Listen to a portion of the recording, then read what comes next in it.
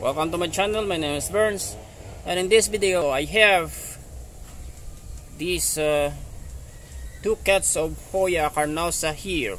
I took these cuttings from a dead stem. As you can see, this part here is dead, so it is a very long stem, a new stem about a meter or more.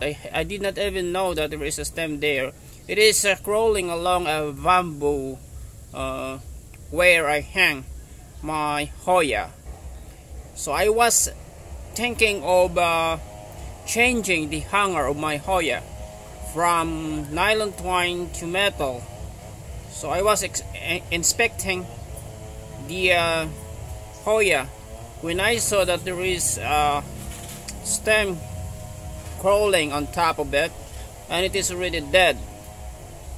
So I cut the dead stem, and the only remaining life out of it is these two cuts here, the one with 2 leaves and the one with one left. So the question is, can we still make these cuttings grow? My answer to that is probably yes. So I'm going to show you these cuttings. So this one here have an entire node. This cutting here is dead from here to up, and then from here to up. So this entire node here is still alive, only that this left here is dehydrated. That is why it is yellow. But this other cutting here with 2 leaves is even worse than that. So as you can see here at the back side, this stem here is dead. So in the middle here is already dead. But can we still make this Hoya grow? My answer is yes, because you may already read in the forums that you need a node to make a Hoya grow. That is yes, because this petiole here is still alive at the beginning here. So this actually this node here, the stem will actually grow from here. You just need this part here. This part here, even if it is dead, this stem still has a chance to grow a new stem if it has this part here. So actually when the leaves fall off, sometimes it fall off from this part, and this alive part here still cling to the stem. At many times, if you fall off the leaf of a Hoya, it cut from somewhere here. Then I'm going to get a pencil so that it will be more accurate.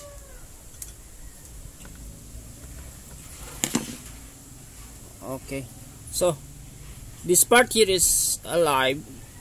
When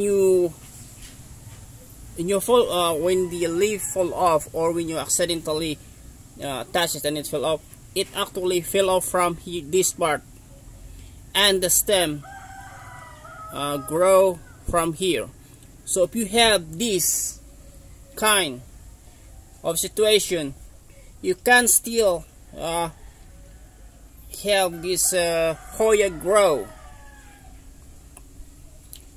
All you need to do is you can place the Hoya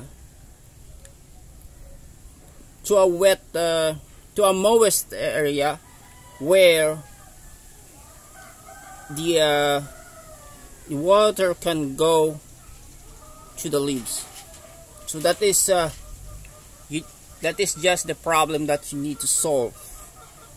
So if you have solved that, there is a chance that your Hoya will live. So I will not say that it will make sure that your Hoya will live, because even an entire alive cutting, a newly cutting, may die sometimes. But I'm just saying you that there is a chance. My reason for that is I have a meliflua with almost the same situation. The difference is that I have planted that meliflua with a single node some months ago, and the stem died here. I did not realize that if you want to plant a meliflua cutting, you need 2 nodes, and 1 node should be under the soil. So I just planted it with 1 node. As usual, I plant with 1 node. And when I saw it about more than 1 week ago or 2 weeks ago, the stem is really like this, dead from here to here, with only this one. The only difference from this one is that the meliflua have roots, have roots that is going here. So I place it back to the pot, and now about 2 days ago I saw a new growth from the meliflua. Actually, in that one pot there are 2 melifluas, and the one with the still alive 2 stems, 2 leaves, the one that with 2 alive leaves have no new growth, but the one with 1 left has already a new growth. So that is why I'm saying you that even at this situation, this Hoya here still has a chance to grow. So even at this situation where it is as yellow as this, because dehydrated Hoyas, I have already revived a Hoya with its leaves. Only that that one Hoya has a live stem, and actually the leaves of that Hoya is already wrinkled. It means that it's already very hydrated. It happened because we were trimming the trees, and that stem was cut off from its pot, and I was sick that time because I just got out from the hospital, and I was not able to get it from that branch of the tree. Later on, about 3 months later, 2 to 3 months later, I took off the stem. It was still alive. The leaves are still wrinkled. Already wrinkled, and the color is like this. So I planted it in a pot, and it is now a very beautiful grown Hoya. It has the wrinkled leaves will not go back to big one, but it has grown new leaves that is very beautiful. So I'm going to show you those Hoyas. Okay, this is the Hoya that was left at the branch of the tree. This was just cut from its mother plant. This is the original left here. These small ones, and also this one. It has become wrinkly and shrunk when it was at the tree, and I took it after 2 months, and I placed this in this pot, and make sure that the soil is always moist. So after about maybe 2 weeks to 1 month, it has changed the color. The color of the leaves has changed to greenish, and it has improved since then. And these are now the new leaves. The big ones are the new leaves. So this is one fruit that the Hoya, even after 2 months of dehydration, can still live once the rain comes back. So this is the Hoya meliflua that I was telling you earlier. As you can see here, the middle of the stem is really dead, and it has only this part of the node. You can see here, and this part here, the left has had full off, and it did not make any growth. It still has a root here. I'm not sure if it will still make a new growth because it is still alive. And you can see that this meliflua have a new growth here. It has some aphids though, but it will not kill that plant. And the roots there is now getting very long. So this is a very good demonstration on what is needed to make a Hoya grow.